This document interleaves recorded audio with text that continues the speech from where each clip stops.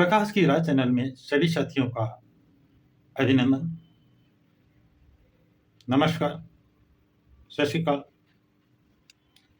साथियों, उत्तर प्रदेश सरकार का बजट सत्र चल रहा है, जिसके उद्घाटन में राज्यपाल आनंदीबेन पटेल ने जो कहा है वो मैं बताना चाहूंगा।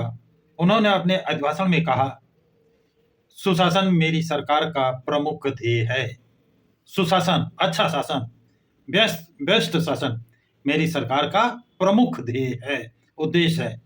सबका साथ, सबका विकास, सबका विश्वास, सबका प्रयास के मंत्र को अपनाते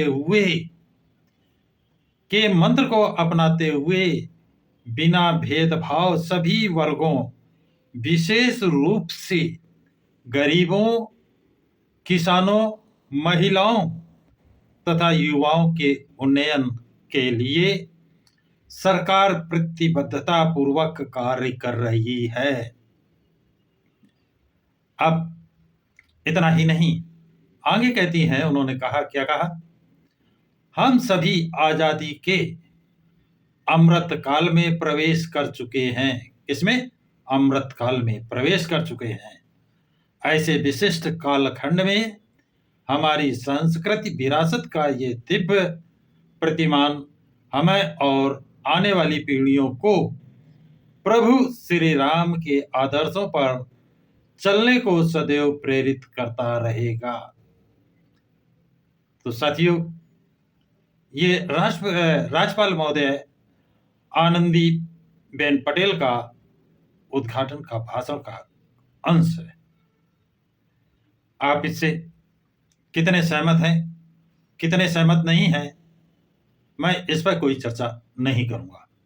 लेकिन बसपा सुप्रीमो मायावती ने इस पर जबरदस्त दो ट्वीट किए हैं और उन्होंने इसमें उन ट्वीटों के माध्यम से अपना विरोध या इसको एक नसीहत कहें दी है। तो वो क्या ट्वीट है, उनका कितना महत्व है, वो समझने का प्रयास करें। तो लिखते हैं, ट्वीट में लिखा है उन्होंने कि उत्तर प्रदेश विधानमंडल बजट सत्र के उद्घाटन पर आज माननीय राज्यपाल का अभिभाषण सरकारी दावों व वादों का मसौदा न होकर यहाँ के लोगों की जमीनी हकीकत पर आधारित होता तो ये बेहतर होता, जिससे सरकार पर इसका संभवतः थोड़ा प्रभाव पड़ता।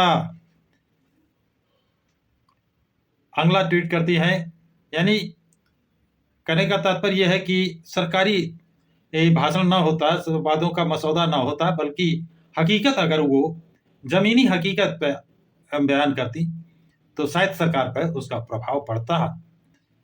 इसके साथ उन्होंने दूसरा जो ट्वीट किया है उसमें लिखा है कि इसके साथ ही देश की अर्थव्यवस्था व विकास संबंधी सरकारी दावों व वादों में जमीनी सच्चाई होती। सरकारी दावे जो किए गए हैं, वादे जो किए गए हैं, इनमें अगर जमीनी सच्चाई होती, जरा भी सच्चाई होती, तो फिर यहाँ के 80 करोड़ से अधिक लोगों को फ्री में राशन को मोहताज जीवन जीने के लिए मजबूर नहीं होना पड़ता। कितना?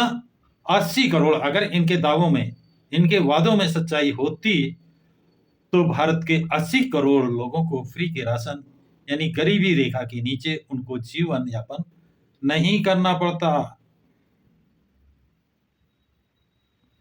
तो ये जो ट्वीट बसपा सुप्रीमो मायावती ने किया है और एक आईना दिखाने का काम किया है सरकार को, और राज्यपाल महोदया को भी एक नसीहत देने का काम किया है कि अगर ये सच्चाई पर आधारित होता तो शायद सरकार उस पर सबक सीखती।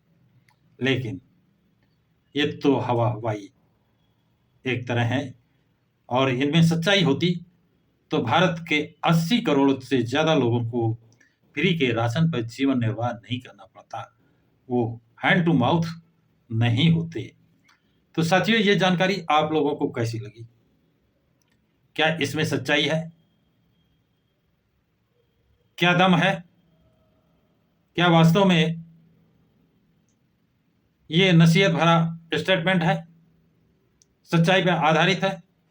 जो भी आपके विचार में हो कमेंट बॉक्स में जरूर लिखें तथा इस वीडियो को अधिक से अधिक लाइक शेयर सब्सक्राइब जरूर करें। सभी साथियों को जय भारत, जय संविधान।